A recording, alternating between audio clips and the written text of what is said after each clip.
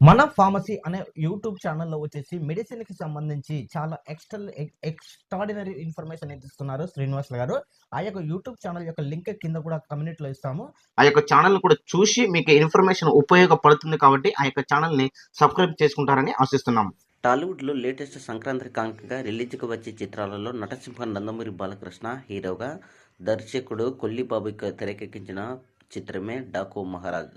Cinema మొదటి show నుంచి కూడా సాలిడ్ రెస్పాన్స్‌ను సొంతం చేసుకొని బాలయ్య కెరీర్‌లోనే బిగ్గెస్ట్ హిట్‌గా నిలిచింది.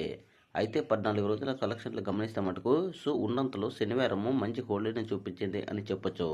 దాదాపుగా అన్ని ఏరియాల్లో కలిపి ఈ యొక్క చిత్రము బాక్సాఫీస్ దగ్గర 80 లక్షల రేంజ్‌లో షేర్ కలెక్షన్లు, 1,50,00,000కు పైగా గ్రాస్ కలెక్షన్లు సాధించినట్టు స్పష్టంగా అయితే తెలియజేశారు.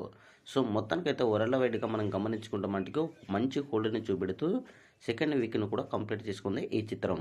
మొత్తానికి 14 రోజులు కంప్లీట్ అయ్యేసరికి బాక్సాఫీస్ దగ్గర 86 కోట్ల రేంజ్‌లో షేర్ కలెక్షన్లు, 172 కోట్ల గ్రాస్ కలెక్షన్లు సాధించిన చిత్రంగా 'డాక్ మహారాజు' నిలిచింది. మరి ఆదివారం ఎలాంటి కలెక్షన్లు రాబడుతుందా అనేది వేచి చూడాలి. మొత్తానికి 'డాక్ మహారాజ్' చిత్రము 14వ రోజు బాక్సాఫీస్ దగ్గర 80 లక్షల రేంజ్‌లో షేర్ కలెక్షన్లు, 1,50,00,000కు పైగా గ్రాస్ కలెక్షన్లను సాధించింది.